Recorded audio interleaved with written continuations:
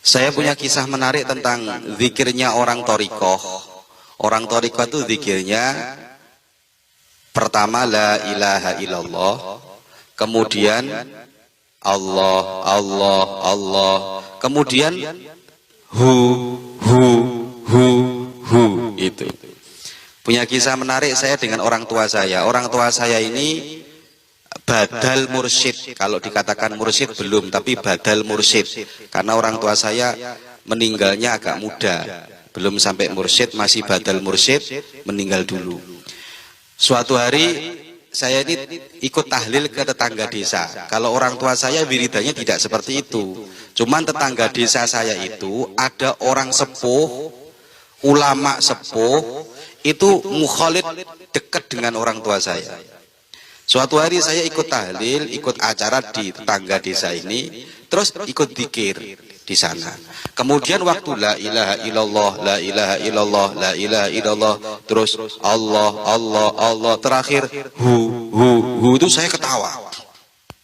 Setiap nyampe hu, namanya anak-anak yang baru mondok 1 tahun ya, ini kok aneh zikir kok hu tok ngono iki zikir model apa ini? Saya pasti ketawa. Sama adik saya namanya Anam, itu pasti ketawa.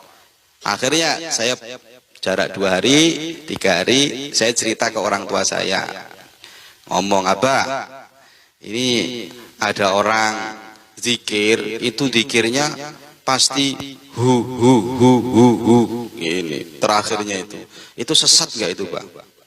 Wah, ini orang kalau nggak tahu ilmu itu biasanya kalau nggak tahu ilmu dikit-dikit langsung ngomong sesat. Sesat ini karena nggak tahu. Orang kalau nggak tahu ya wajar ngomong sesat. Saya dulu masih mondok 1 tahun gitu, sesat ini.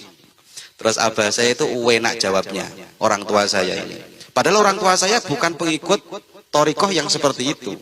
Orang tua saya bukan pengikut Thariqah yang seperti itu. Jawabannya orang tua saya itu enak ya. Jawabannya orang tua saya gini. Orang lagi zikir itu orang yang lagi menikmati dekat dengan Allah. Kok kamu yang repot? Orang yang lagi zikir itu orang yang lagi dekat dengan Allah, menikmati dekatnya dengan Allah. Lah kok kamu yang ribut itu loh? Ngapain kamu ribut?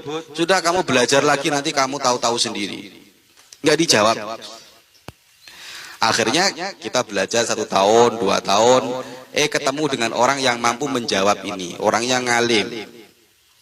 Terus kita baru tahu ternyata. Jadi makanya orang kalau nggak tahu jangan menghukumi sesuatu yang kita tidak tahu. Itu penting. Jangan dilihat dari wah ini kayaknya sesat, saya nggak menemukan dalilnya. Asik dulu, sampai belajar dulu. Belajar dulu, ngaji dulu.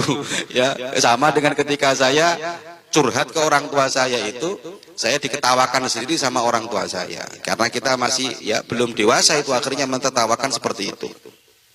Ternyata la ilaha illallah kemudian jadi Allah, Allah, Allah, kemudian jadi hu itu Pak Rohim. Itu ternyata orang kalau zikir la ilaha illallah, la ilaha illallah, itu zikir yang masih standar. Artinya kan zikirnya kan tiada Tuhan selain Allah, tiada Tuhan selain Allah. Selain Allahnya masih ada enggak? Ada? Ada. Gak ono Tuhan selain Allah. Tapi bayangan dia selain Allahnya masih ada. Makanya dia bunyinya la ilaha illallah, la ilaha illallah, la ilaha illallah.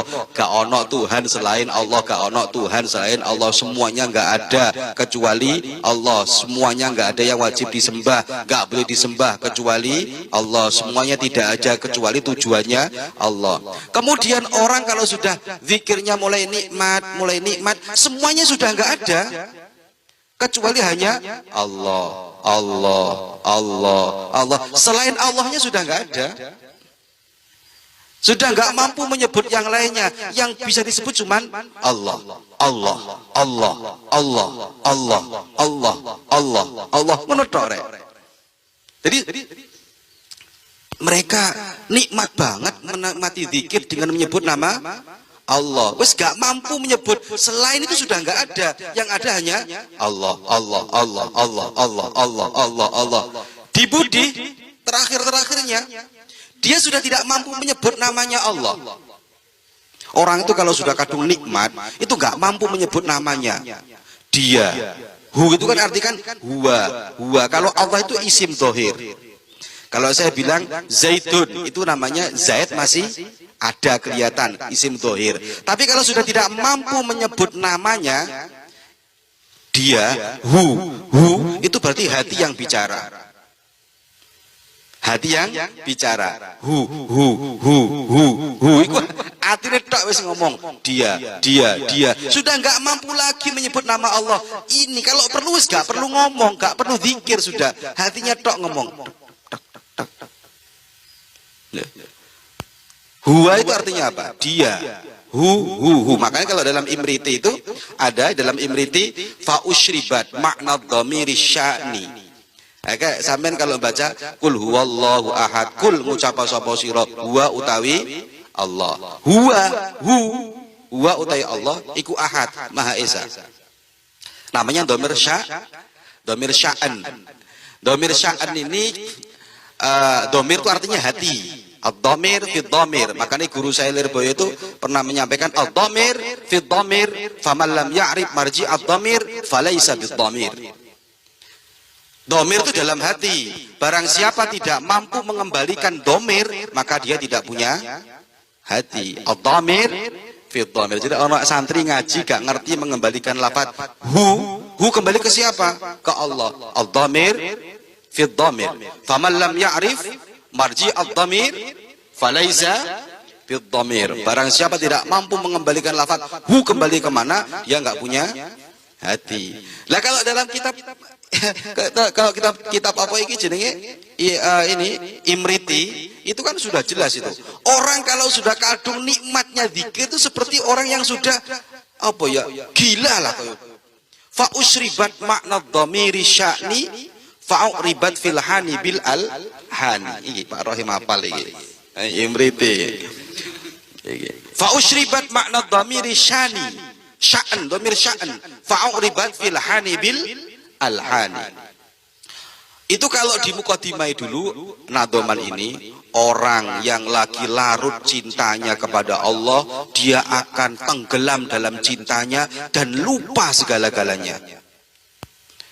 Fa'usribat, maka dia diibaratkan orang yang lagi minum arak di depannya, kemudian dia ada nyanyian lagu-laguan bil alhani, ono lagu-laguan, ono apa gendang-gendang, ono tabu-tabuan, dia sudah nggak ingat semuanya.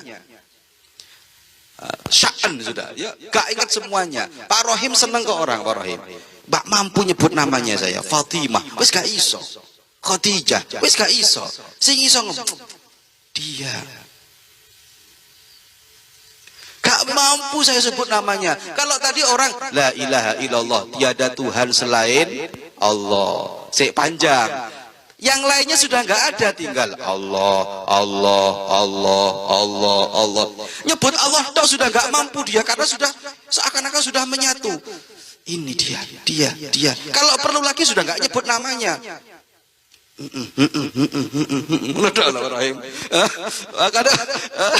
Hu itu artinya hanya dia, sudah nggak ada yang lain lagi. Lah orang kayak gitu yang menyatu seperti itu, makanya abah saya ketika saya tanya seperti itu, lah orang lagi menikmati zikir kok kamu butuh dalilnya gitu.